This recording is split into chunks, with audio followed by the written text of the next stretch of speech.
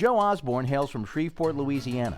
In 1960, at the urging of high school friend James Burton, Joe, then a guitarist, relocated to Los Angeles to join Rick Nelson's band on bass. Joe's guitar sensibilities led him to create a cutting yet warm bass sound that could even be heard through small transistor radio speakers.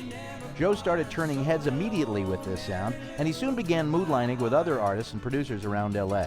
Besides studio work, Joe took live gigs like his 1963 year-long residency with Johnny Rivers at the famed Whiskey A Go-Go on Sunset Strip.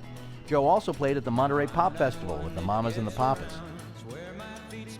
By the late 60s, Joe was on fire, recording with some of the industry's most popular artists, including the Mamas and the Papas, Simon and Garfunkel, Neil Diamond, the Carpenters, the Monkees, and the Fifth Dimension, just to name a few. Joe was averaging 2 top 10 records per week.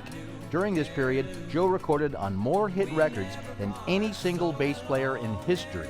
LA took its toll on Joe and his family, so in 1974 they relocated to Nashville.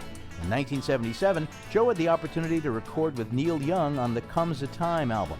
Joe recorded more hit singles on the country side than on the pop side, but his success was bittersweet.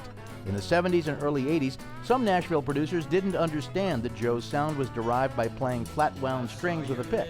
Their requests for Joe to change his style to fingers and round-wound strings were too much for Joe, and he relocated again back home to Shreveport in 1989. Joe got together with Lakland in 1998 when a Bass Player magazine article helped Dan realize who played bass on all those great records. In 1999, the Joe Osborn signature bass was launched, and it has since become a staple in the Lakland line.